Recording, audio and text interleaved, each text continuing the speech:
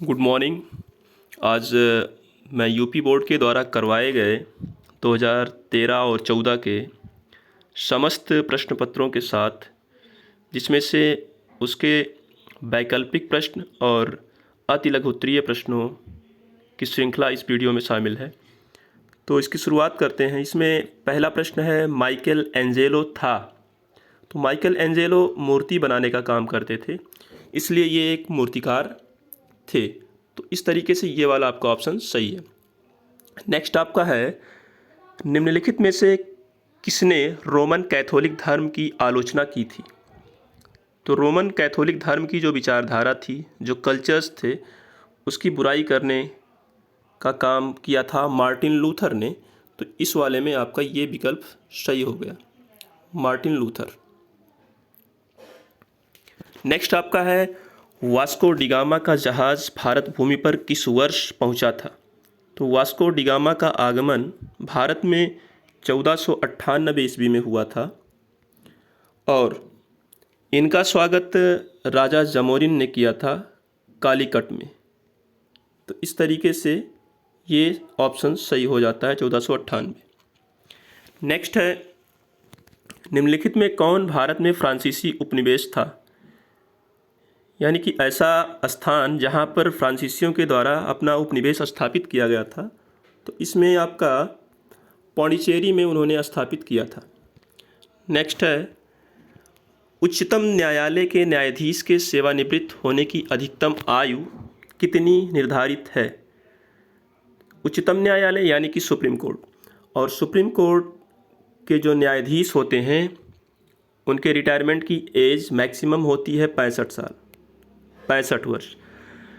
यही हम बात कर लें उच्च न्यायालय का, तो उच्च न्यायालय के जो न्यायाधीश होते हैं उनकी रिटायरमेंट की एज 62 वर्ष होती है, जिसे हाई कोर्ट कहा जाता है। ठीक है, 62 वर्ष। नेक्स्ट है, भारतीय स्थल सेना का मुख्यालय कहाँ स्थित है। तो भारतीय स्थल सेना का मुख्यालय नई दिल्ली में स्थित है।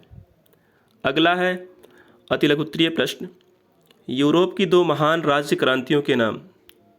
तो यूरोप में जो बड़ी क्रांतियां चली उसमें से प्रसिद्धि हासिल करने वाली क्रांति थी फ्रांस की क्रांति और इंग्लैंड की क्रांति।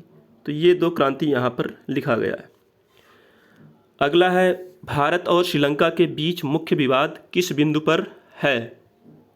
तो भारत और श्रीलंका के बीच विवाद का मुख्य कारण ये है कि ऐसे भारतीय जो यहाँ से जा कर के श्रीलंका में रह रहे हैं उनके साथ तमाम तरीके से भेदभाव किया जाता है। उन्हें श्रीलंका के सामान्य नागरिक की तरह अधिकार प्रदान नहीं किया गया है। तो 2 पॉइंट के कारण वहाँ पर विवाद है। पहला है, भेदभाव हो रहा है तमिल जो श्रीलंकाई हैं उनके खिलाफ। दूसरी बात, सामान्य नागरिक उन्हें नहीं माना जाता है, इसलिए विवाद वहाँ पर हो रहा है।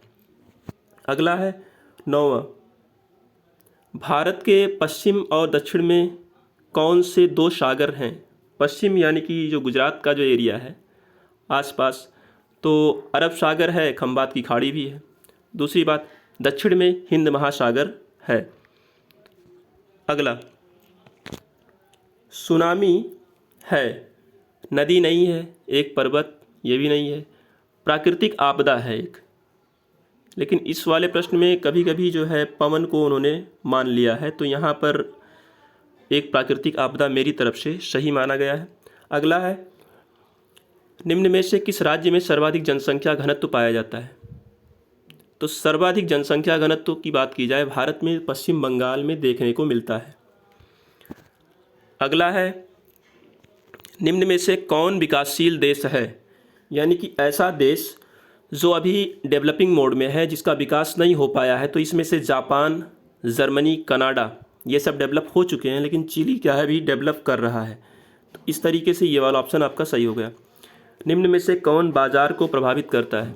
यानी कि बाजार की क्रियाएं बेहतर तरीके संचालित होने में सहायता करता है। शांति और सुरक्षा की स्थिति ये भी ज़रूरी होता है। नेक्स्ट है, व्यक्तियों की ईमानदारी ये भी ज़रूरी है। बैंक की सुविधाएं, इन तीनों से बाजार प्रभावित हो सकता है। इसलिए ये जब तीनों सही हैं तो चौथा वाला आपका ऑप्शन सही हो जाएगा। नेक्स्ट है, निम्न में से किसे इस्पात नगरी कहा जाता है। यानी कि इस्पात का प्रोडक्शन जहाँ पर बड़े पैमाने पर होता है उसे इस्पात नगरी की संज्ञा दी गई है, तो इसमें जमशेदपुर आपका सही हो जाएगा। अगला है योजना आयोग की स्थापना कब की गई। योजना आयोग की स्थापना 15 मार्च सभी में दिया गया है, लेकिन इसमें आपको सन को ध्यान रखना है, 1950, यानी कि 15 मार्च 1950 को योजना आयोग की स्थापना की गई। अगला है भारत में वनों के विनाश के 2 कारण। चूँकि आप जानते हैं कि भारत एक विकासशील देश है और भारत में दिनों दिन इंडस्ट्रियलाइजेशन हो रहा है, औद्योगिकरण किया जा रहा है और साथ ही साथ नए नगरों को बसाया जा रहा है। तो ऐसे में इन 2 क्रियाओं को करने के कारण पेड़ों की कटाई तीव्र गति से करनी पड़ रही है। तो पहला कारण औद्योगिकरण, दूसरा हो जाएगा नगरीकरण। नेक्स्ट आपका है भारत को विकासशील देश क्यों कहा जाता है। भारत को विकासशील देश क्यों कहा जाता है, तो इसके पीछे कारण ये है कि भारत की पर कैपिटा इनकम या पर हेड इनकम या जिसे औसत आय कहा जाता है या प्रति व्यक्ति आय कहा जाता है, वो कम है यहाँ पर। और देशों की तुलना में जितना होना चाहिए विकसित देश के लिए पर हेड इनकम, उतना भारत का भी नहीं है। भारत अभी धीरे धीरे ग्रो कर रहा है, तो भारत की पर हेड इनकम प्रति व्यक्ति आय कम है। दूसरा, औद्योगिक क्षेत्र का भारत में विकास अभी सीमित है, बड़े पैमाने पर इंडस्ट्रीज़ का डेवलपमेंट अभी नहीं हो पाया है, इसलिए भारत क्या है, विकासशील। तो 2 कारण, प्रति व्यक्ति आय कम है, दूसरा औद्योगिक क्षेत्र का विकास सीमित है, इसलिए भारत विकासशील देश है। अगला है सार्वजनिक वितरण प्रणाली का क्या तात्पर्य है, इसके 2 लाभों का उल्लेख कीजिए। देखिए, सार्वजनिक वितरण प्रणाली इसलिए लाई गई कि खाद्यान्न सुरक्षा को सुनिश्चित किया जा सके। इसके तहत सरकार के द्वारा किसानों को, जो गरीब किसान है या जो गरीब परिवार है, उसको बाजार मूल्य से कम कीमत पर खाद्यान्न की आपूर्ति सुनिश्चित की जाती है।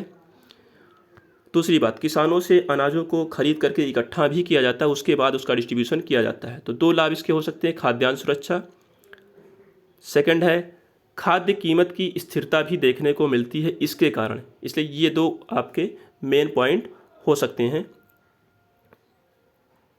अगला,